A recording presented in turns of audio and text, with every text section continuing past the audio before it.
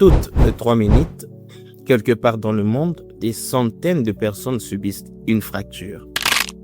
Avec plus de 178 millions de nouveaux cas chaque année, il est donc crucial pour tout professionnel de santé ou étudiant en médecine de bien maîtriser cette thématique, d'ailleurs capitale en traumatologie et en chirurgie orthopédique. Alors si vous êtes nouveau, bienvenue dans The Our Bank Science. Dans cette vidéo, vous aurez une vue générale sur les fractures. Toute solution de continuité au niveau de l'os est une fracture, mais cette définition est beaucoup plus mécanique. Voyons une autre définition qui dit que une fracture est une rupture de la continuité osseuse résultant du dépassement des contraintes admissibles par l'os, soit que l'os est préalablement fragilisé par quelques conditions pathologiques, soit que l'os est en dérésistance normale, mais la sollicitation extérieure dépasse les seuils de sa résistance. Donc, dans cette définition, vous comprenez que une fracture peut survenir sur l'os déjà fragilisé au préalable, soit survenir sur l'os qui est des résistances normales. Et ainsi, nous allons distinguer une fracture traumatique, une fracture pathologique et une fracture dite de fatigue. Dans une fracture traumatique, l'os est de résistance normale, mais sauf qu'il subit un traumatisme violent qui dépasse les seuils de sa résistance. Alors que dans une fracture pathologique, l'os est préalablement fragilisé par quelques conditions pathologiques et puis vient subir un traumatisme minime. Parmi les conditions pathologiques fragilisant l'os, on peut avoir les conditions congénitales. Entre autres, les dysplasies osseuses, qui en fait sont de pathologies caractérisées par un trouble du développement de l'os ou les tissus osseux remplacés par les tissus fibreux. Donc, il n'y a pas eu maturation de l'os. Ainsi, l'os est trop fragilisé. À part les dysplasies, il y a aussi la maladie des os de verre, qui est aussi une condition congénitale, aussi appelée ostéogenèse imparfaite, où en fait il y a une mutation des gènes codants pour la synthèse des collagènes de type 1. Vous le savez, c'est une protéine qui participe à la résistance à la constitution de l'os. À part les conditions congénitales, il y a aussi ce qu'on appelle les conditions infectieuses, c'est-à-dire des pathologies infectieuses fragilisant l'os, entre autres l'ostéomyélite aiguë ou chronique. Vous savez que l'ostéomyélite est une pathologie inflammatoire touchant l'os et la moelle osseuse. À part l'OMA, il y a aussi la tuberculose osseuse.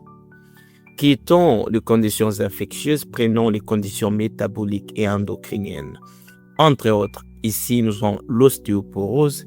Vous savez que c'est une maladie caractérisée par une diminution de la masse osseuse et une altération de la micro-architecture de l'os, entraînant une augmentation des risques de fractures parce que dans cette condition, il y a stimulation excessive des ostéoclastes qui vont entraîner la résorption osseuse qui sera supérieure à la formation osseuse parce qu'en temps réel, il y a équilibre entre la résorption et la formation.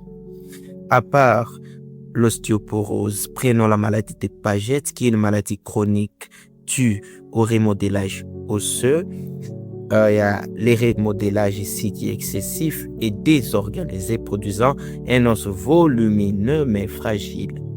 Il y a l'ostéomalacie qui a un défaut de minéralisation de l'os chez l'adulte suite à un déficit en vitamine D, phosphate ou calcium entraînant une minéralisation insuffisante de la matrice osseuse.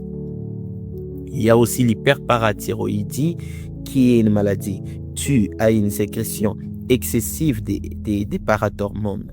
Vous savez que c'est une hormone qui tend à augmenter la calcémie, c'est-à-dire le taux de calcium dans les sangs.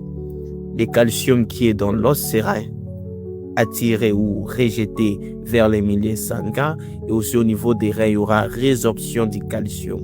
Ainsi, au niveau de l'os sera privé de ce calcium Et alors, l'os sera déminéralisé et fragile. Quittons les conditions métaboliques, prenons les conditions tumorales. Ce sont des tumeurs qui vont fragiliser l'os et nous aurons des tumeurs qui vont se développer d'emblée au niveau de l'os. On parle des tumeurs primitives osseuses, mais aussi des tumeurs secondaires, c'est-à-dire ce sont des métastases osseuses provenant des autres tumeurs, mais aussi des hémopathies malignes. Parmi les tumeurs primitives osseuses, on peut avoir l'ostéosarcome, les chondrosarcomes, les sarcomes de Ewing et d'autres kystes osseux.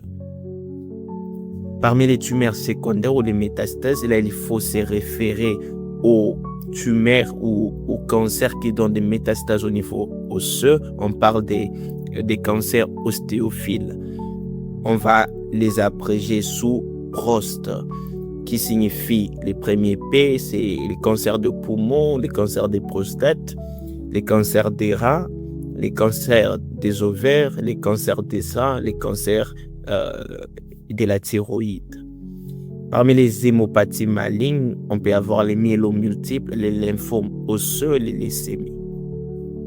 Donc, toutes ces conditions pathologiques fragilisent l'os et lorsque l'os subit un traumatisme, bien que peut-être minime, il se trouve fracturé, il se fracture.